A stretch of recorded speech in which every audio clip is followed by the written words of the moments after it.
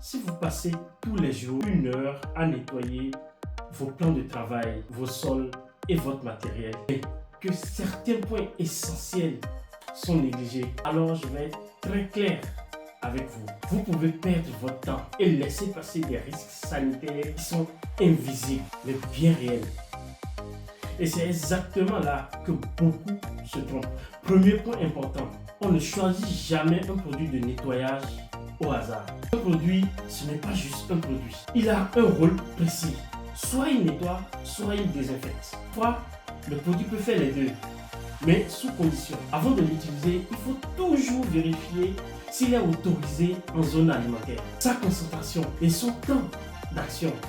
Une astuce simple mais très efficace est d'avoir une petite fiche par produit avec son usage et sa fréquence. Cela évite les erreurs et ça sécurise vos pratiques au quotidien. Deuxième point, souvent sous-estimé, c'est le plan de nettoyage et de désinfection. Il n'a pas besoin d'être compliqué, mais il doit exister et surtout être appliqué. De travail, sol, ustensiles, poignées, robinets, siphons, les étagères, j'en passe. Tout doit être listé. Vous devez aussi écrire qui fait quoi, quand, avec quel produit. Un tableau sur papier suffit, à condition qu'il reflète la réalité du terrain.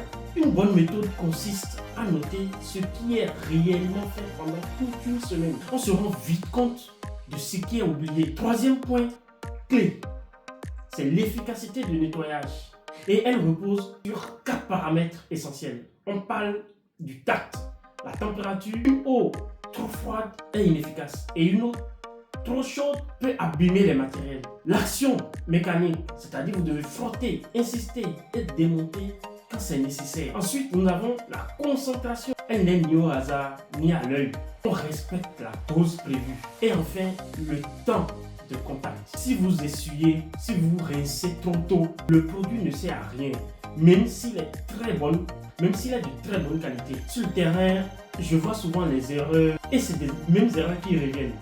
Les poignées oubliées, les interrupteurs, les zones difficiles d'accès. Le seul produit que les gens utilisent pour tout faire, nettoyer et désinfecter. Du matériel jamais démonté. Un temps de contact raccourci parce qu'on veut aller trop vite. Ou un plan de nettoyage affiché mais jamais suivi. Et c'est là que je veux conclure. L'hygiène, ce n'est pas nettoyer pour nettoyer. C'est maîtriser chaque étape, chaque geste, chaque produit et chaque paramètre. Un produit, c'est un rôle clair. Un plan, c'est pas du tout compliqué. Appliquer aussi le tact à chaque étape et une vigilance sur chaque zone. C'est cette rigueur-là qui transforme un nettoyage banal en un véritable maîtrise sanitaire efficace et durable.